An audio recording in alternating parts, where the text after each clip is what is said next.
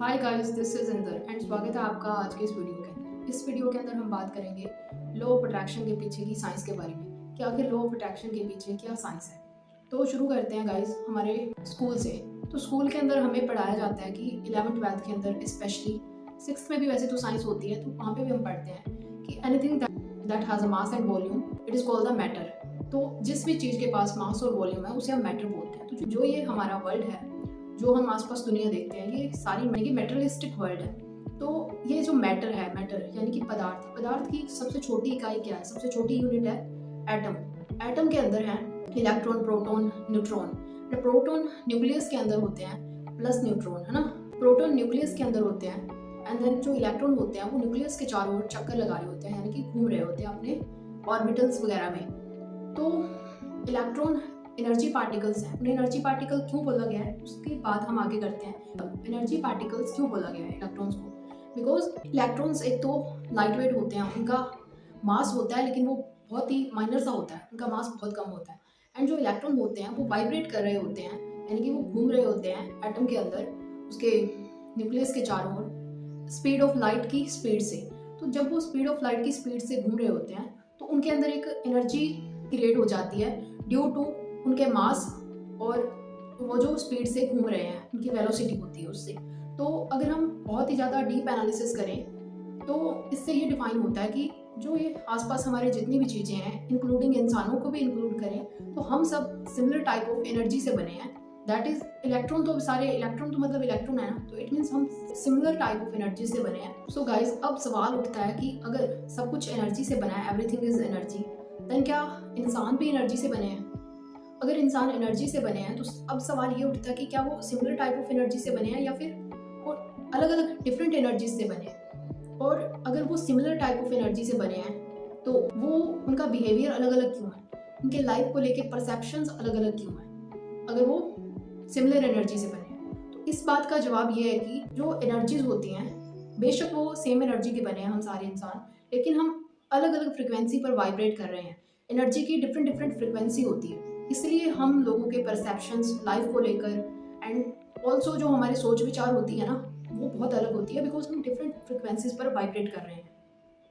Guys, according to law of attraction हम सब energy से मिलके बने हैं एंड हम सब इंसान एनर्जी लेवल पर एक दूसरे से कनेक्टेड हैं। बट हम एनर्जी को देख तो नहीं सकते, बट जैसे कि हम एक्सरे नेक्ड आई से नहीं देख सकते, एज इट इज़ हम एनर्जी को भी नेक्ड आई से नहीं देख सकते। एंड हवा को भी हम कहाँ देख पाते हैं, मगर है ना हवा, उसे फील कर पाते हैं। तो as it is energy level पर हम एक दूसरे से जुड़े हैं एंड हम उस एनर्जी को देख नहीं पाते, बट कहीं ना कहीं हमें ये फील हो जाता है। मतलब डेली लाइफ की सिचुएशंस के अंदर आप में से बहुत सारे लोगों ने कुछ कुछ धार्मिक किताबें पढ़ रखी होगी एंड उन किताबों के अंदर तब बताया जाता है कि हर इंसान के अंदर खुदा बसता है, भगवान बसता है।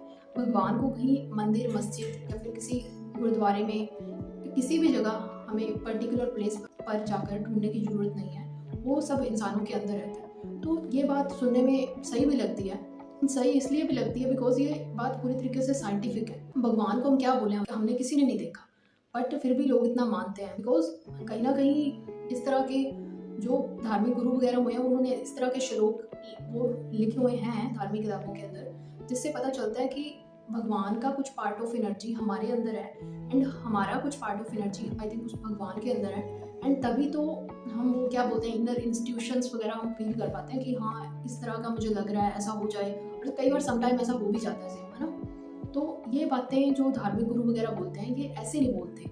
यही कारण है कि वो लोग वायलेंस के खिलाफ हैं, वो किसी भी जानवर को हर्ट करने के खिलाफ हैं। वो कहते हैं कि है ना, किसी भी जानवर को, इंसान को हम हर्ट कर रहे हैं, उन्हें नुकसान पहुंचा रहे हैं, तो कहीं ना कहीं हम खुद को नुकसान पहुंचा रहे हैं, खुद की एनर्जी को नुकसान पहुंचा रहे हैं। और क्योंकि हमारा कुछ पार्ट ऑफ एनर्जी जिस इंसान को या जानवर को हमने मतलब नुकसान पहुंचाया, उसको हर्ट करा, उसके अंदर भी है, उसका कुछ पार्ट ऑफ एनर्जी हमारे अंदर है, जिसकी वजह से हम खुद परेशान हो जाते हैं, हम खुद दुखी हो जाते हैं।